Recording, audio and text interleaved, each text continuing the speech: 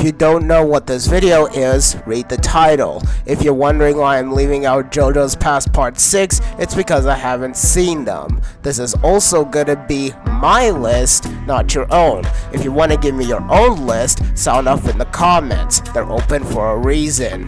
If you don't know JoJo's, I'll explain it as the video goes on, so I trust you can follow along with me. If you haven't seen JoJo's and wish not to be spoiled, read the manga or watch the anime, then come back. All good? Okay, let's begin. Get on with it! Some might assume my open love for the action genre means I don't enjoy slice of life shows, but that'd be untrue. I'm not big on the slice of life genre, but I don't hate it outright. The concept alone makes me see and understand fans of a genre that provides the comfort and escapism from the tiring reality of our world.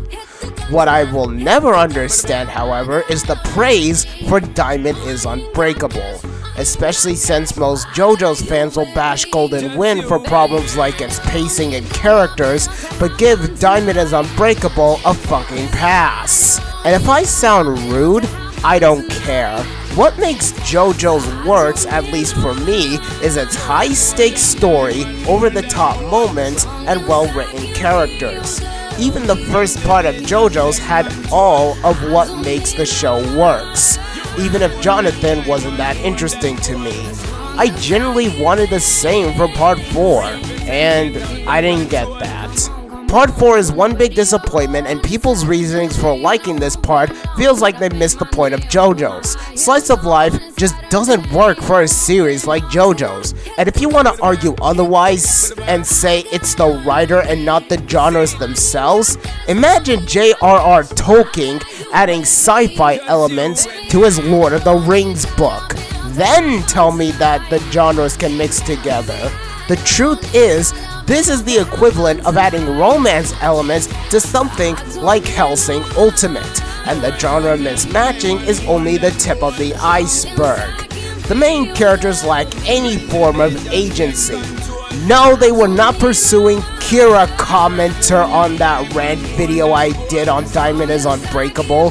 Okuyasu barely contributed, and Koichi only made Jotaro's investigation a pain in the ass. Hey midget, let the adult do his job.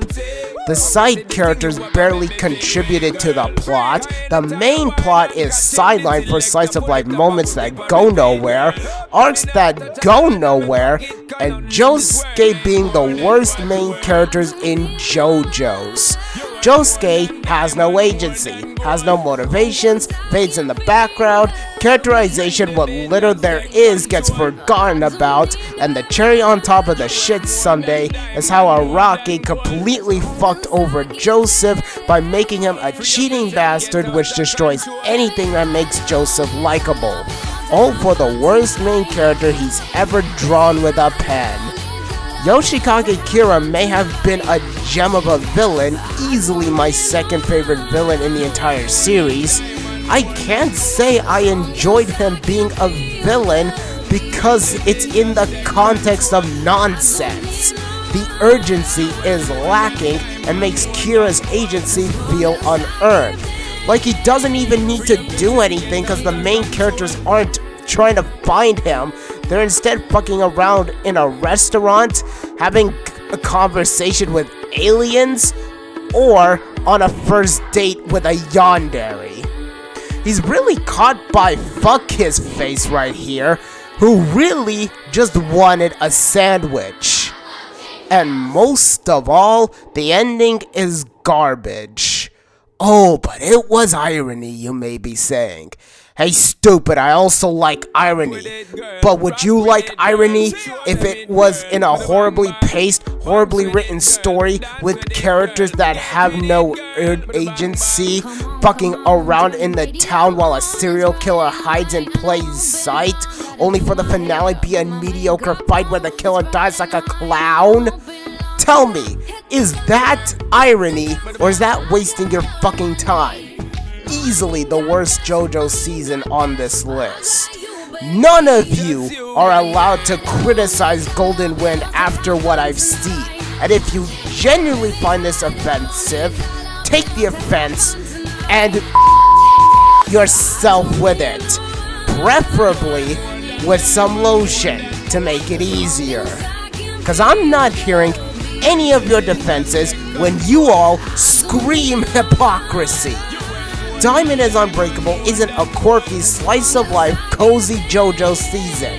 It's a frustrating, unfocused mess with terrible characters, zero stakes, no urgency, meaningless side tangents, Joseph being slaughtered, Jotaro having his work off screen, an amazingly written antagonistic character whose threat is underplayed and dies like a fool. Fuck Diamond is Unbreakable. Also, don't you tell me that the Japanese are picky eaters, Okuyasu. Your people are the same fuckers who take the most poisonous thing to ever draw breath, turn it into sushi, and call that shit a delicacy. The Japanese are the last people I think of when I think picky eaters. Dio, he's such a dick, he literally ruined his own son's death battle. Ironic placement, am I right? And liking a controversial season over a well-beloved one may be some loser's definition of, am I different? Look how daring I am. I see it as a sad state of the JoJo's fandom. Golden Wind being number 5 isn't because it's part 5. It's because that while it does better than Diamond is Unbreakable, it doesn't have enough to beat out the competition, especially since doing better than Diamond is Unbreakable isn't exactly a feat worth praising. That's right, I said it! Golden Wind has better pacing, a tighter story, and characters having enough personality for me to at least say I like them. More importantly, this part actually stayed true to what JoJo's is at its core. Well, mostly. The story may be tighter, but the pacing can be weird at times, with some fights lasting longer than others, but nothing too major to get me out of the story. It's the characters that honestly suffer for me. Not all of them though, since this season is essentially Stardust Crusaders with an Italian Mafia twist. One of the best things to come out of that season is implemented in this one, which is the bad guys. Each bad guys in Golden Wind essentially have their own flair that makes them distinct, while adding that bizarre element to JoJo's Bizarre Adventure, and not feeling like we're just watching the same mook over and over again, even if some are more cracked out than others. But it's the protagonist and antagonist that suffer for me. Fugo may be wasted potential, which is annoying for me considering what Araki set up, but believe me, Fugo is the least worst case of an anime character being wasted potential. What bugs me more than Fugo is Giorno and Diavolo. Giorno may be a better protagonist than Josuke, but that's not saying much considering he's only better as a protagonist thanks to his agency and being at the foreground of the story, like a bloody protagonist. But Giorno's character leans a bit more into his archetype, and personally, I wish characters to be more than just their archetype, since if every character in the same archetype are essentially the same character, then they might as well not be worth talking about. And it's not like Giorno doesn't have anything about him that could have made him interesting, especially when him being Dio's son is only for that Moda reference. Giorno is a character that relies heavily on his archetype, which isn't exactly the most interesting characterization for me, and really has that Kamen Rider Kabuto energy. Diavolo, however, is kinda worse. Sure, as a villain he absolutely works, especially when his agency feels earned. I mean, being hunted down by the new recruit and your most trusted mobster would absolutely freak you out. Not to mention Araki made a male character look menacing in pink, but his characterization is practically non-existent. This man barely gets any meaningful screen time, and most of his actions happen near the end of the season, making his characterization feel rushed as hell, especially with the whole thing with Dippo. That was a fucking migraine. Diablo isn't the best JoJo's villain. If anything, he's definitely the worst villain I've seen so far who isn't a fucking lackey. I definitely wish Golden Wind was given more time, cause there was definitely potential with this one. Unfortunately, its flaws only rank it above Diamond as Unbreakable, which, again, not a feat worth praising. Also, these two endings have the same energy. Nigga said Kim Tan got shit on me. Fun fact, this is the first anime I've ever watched where the main character actually died. Maybe if I was more connected with him, his death could have been more than it actually was. Phantom Blood, for being the first JoJo's, was really fucking short. So short, in fact, when the series went to Netflix, they combined the first and second seasons together. That's how short this season was. Which makes it even more surprising with how much was actually done in this short as fuck season. From the introductions to Jonathan and Dio, to the romance between Jonathan and Arena, to the Stone Max, the horror-like theme, and generally just horror-like aesthetic of the entire season, all while telling a story? This was pretty solid for the first season. Except too many characters failed to click with me, especially the main character Jonathan Joestar. He's not badly written, but like Giorno leans too much into his archetype than actually having a character of his own. Even if they were supposed to be parodies of their archetypes, other characters in media managed to pull this one off better than Jonathan and Giorno. But everything else? The horror theme, the over-the-top moments, the tension, it's all perfectly JoJo's. And dear God, Dio motherfucking Brando set the best standards when it comes to villains in JoJo's. His charisma, his menace, his power, Dio feels like a parody of the over-the-top villains done right. It's perfection. And also, what other anime character can you say has a voice so distinct people meme every character voiced by his VA as Dio in another anime? Thank you, Takehiro Koyasu, for bringing this absolute perfection to life. Oh yeah, that death I mentioned. It's probably the weakest link in this season. See, this could have worked if I cared about Jonathan, but this feels no different to random background characters dying. Why the fuck should I care?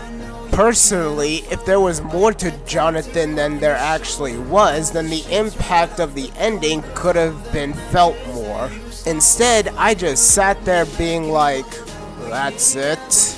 I don't know, maybe someone actually cried at this moment? Maybe.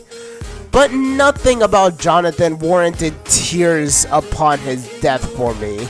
Aside from that, solid season, and a good start to what JoJo's will become. Ma'am, I have some terrible news for you. You're going to jail.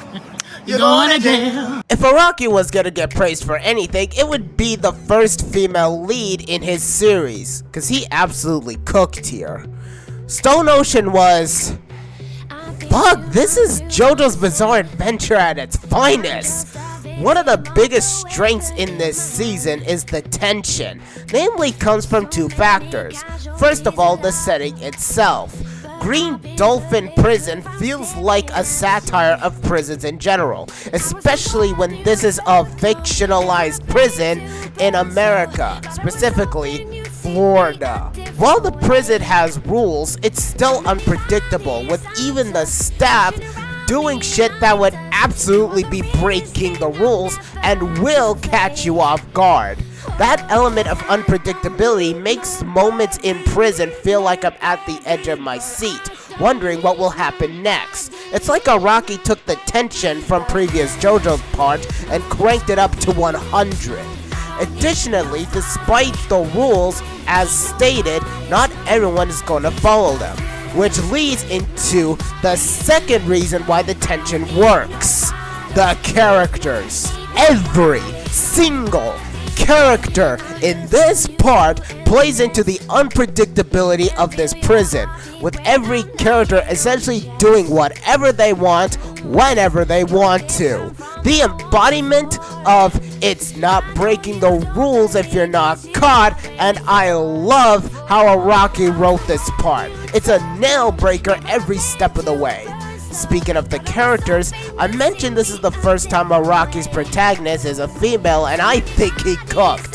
Jolene Kujo's character hits the balance of playing into her archetype while being her own character, especially with how her relationship with Jotaro is written. The plot itself, having Jolene trying to retrieve Jotaro's disc, plays into her care for her father. Sure, she has her grievances with Jotaro, but she at least cares enough to save him. Speaking of Jotaro, I know people will bash him for how he treated Jolene, being a deadbeat and all that, but in this case, it doesn't bother me. Mainly because it's not disrespectful to his character. Let's stop and think about what Jotaro actually does here. He left Jolene for his biology research and probably dealing with other sand users. Okay, but then he gets a call from his wife informing her that Jolene is in jail. His response? Jotaro gives Jolene a stand so she can defend herself in prison, especially when it too is populated with stand users. That to me feels like Jotaro Kujo. He cares and, dare I say, love his family, but his approach often is questionable and will raise a few eyebrows.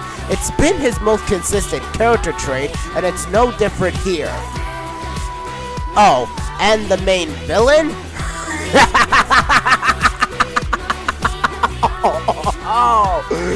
Okay, so get this. A priest seeks to change the world, to bring about peace, to bring the idea of heaven, given to him by a century-year-old vampire, succeeds in this goal with one of the most broken time stands to ever be created, to reset the entire fucking universe. Yes, this season ends with the priest performing the most biblical skill event, resetting the fucking universe within seconds. Enrico Pucci is one of my favorite takes of the corrupted priest archetype, besides Alexander Anderson from Hellsing Ultimate. Pucci is just straight up what the actual fuck. It's like Araki took the bizarre element of his series, cranked it to 11, and broke the fucking dial. Cause honestly, who besides Araki would even think of this shit? Oh yeah, the bad guys are fine, I guess. But Pucci honestly carried. He is perfectly JoJo's. Wonder how the series will go now that they reset the universe. Besides that, Stone Ocean, absolutely on crack. I love it. It must be because of the greatest evil of all time. Ancient Egypt! Wonder how many JoJo's fans was introduced to this series from this season alone. Stardust Crusaders by far is probably the season that brought this series attention. It's the first to be adapted, believe it or not, with an OVA I didn't even know existed. And to be honest, it's not hard to see why.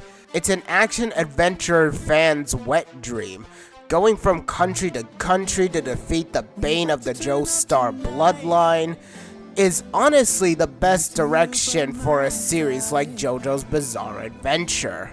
The villains aren't deep, but they're distinct. They're all characterized and bring their own flair to a series that thrive on toying with your sanity. In fact, the different countries have different customs and cultures that already make this bizarre enough, especially when they went to India. I haven't been there myself, of course, but considering how crowded that country feels, I don't think I'd be too excited to be there. The tension here is top tier. It's essentially a race against the clock to save Holly, aka Jotaro's mother and Joseph's daughter. This makes every second in the series feel precious despite Holly being a nothing burger of a character, making every fight feeling like they have more stakes than they reasonably should have. Like there's no reason I should be this tense over a gambling scene, but leave it to JoJo's to make that shit a reality. The characters are pretty good. Polnareff, Avdol, Kakyoin, Joseph, and Jotaro all feel like characters, and their personality makes every scene a joy to watch, especially Polnareff's culture shock moments. Fuck, even the dog got an episode to be a total badass. The only real problem is that the final few stand users named after Egyptian gods feel like filler, and Dio feels like a one note in this season. But that's really because most of them don't have anything I haven't already seen this season, and Dio is still Dio. He still has that charisma and menace I'd expect from him. Plus, Takehiro reprising his role means that even if he's one note, you're still getting Dio Brando no matter what. Jotaro is my second favorite JoJo's protagonist, and they pay respect to Joseph, making him the grandfather I'm sure a lot of us can wish we had. Especially since the playful nature of his character is still intact. And that final battle? Fucking iconic. What other anime can you say the finale is a Japanese high school student fighting a century-year-old English vampire in Egypt of all places? It's like you took everything that makes anime final fights amazing and cranked them up to 11. The tension, the back and forth, and that final punch. Stardust Crusaders is genuinely an amazing season, and a great introduction to stands in the series. やるじゃねえか、シュトロハイム。バカ者が！我がドイツの医学と科学は世界一！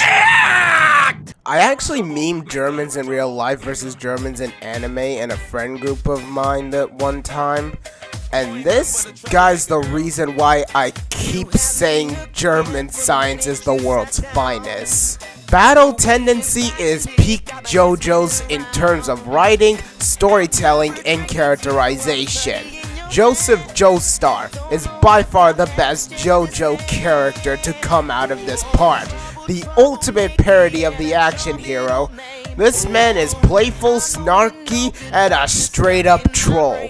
The type of character who you know is not a good person, but damn is it hard not to root for them. The side characters are also well written. Caesar especially was the best written here, and went out like a G. See, this is what I mean by caring enough about the characters for their death to stick with me. Caesar's death was the part I genuinely felt anything in the story. It was gut-wrenching to see Joseph and Lisa cry over his death. But hey, like I said, Caesar at least went out like a goat. And since this story takes place in 1938, we get everyone's favorite, the Nazis! And bring us one of my favorite one-note characters of the series, von Stroheim. I don't care if he's a one-note Nazi character. This guy is too much fun for me to hate, and has the most quotable lines in the series. You utter fool! German science is the finest in the world! The story, of course, is the over-the-top nonsense I'd expect here. The tension never sizzled out. The minute one conflict is resolved, another one pops in. Like the characters can't catch a break. And oh boy, the best part of this entire season is the fucking villains. Dio's undoubtedly my favorite JoJo's villain, but Araki decided he was gonna gift us with not one, not two, but three absolute diamonds! The ancient race trio, the Pillar Men. these three were Araki taking everything that made Dio work and went to town with it. First off, Wamu. This man may have been prideful, but that pride didn't take away from his monstrous persona. This man, the second someone got too close, offed him and used the blood of the soldiers to cover the lights just so he can dramatically wake up and suck their bloods. And awakening the other two Pillar Men for the most JoJo's pose I've ever seen. Like, what the fuck is this? I love it. This is the same fucker who made sure that Joseph was true to his words by putting a poison ring in him that will kill him if he doesn't follow through with his promise. Nasty work. AC/DC, this man was a fucking troll. This man, out of sheer pettiness, did the same thing Wamu did to Joseph because he felt like it. Nasty work.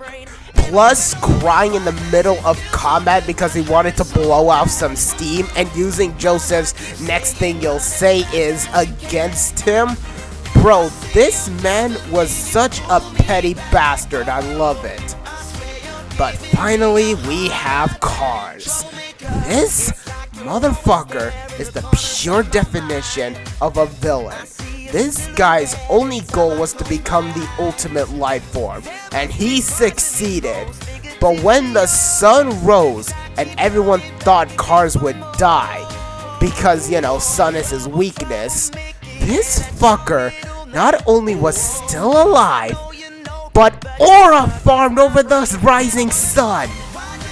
Bro, the Pillar Men were different, I swear. Battle tendency. Amazing story, amazing characters, devious villains, and using the time period to its advantage. Battle tendency is Araki's best work for a reason. And him releasing Stardust Crusaders afterwards, bro, put two bangers back to back. That is wild. This part is a fan favorite for a reason. So this is my ranking so far, subject to change of course as I continue watching JoJo's. But what about your ranking? Agree? Disagree? Sound off in the comments how you'd rank these 6 seasons of JoJo's, and I'll catch you all later. Thank you for watching, take care everyone. Ratio!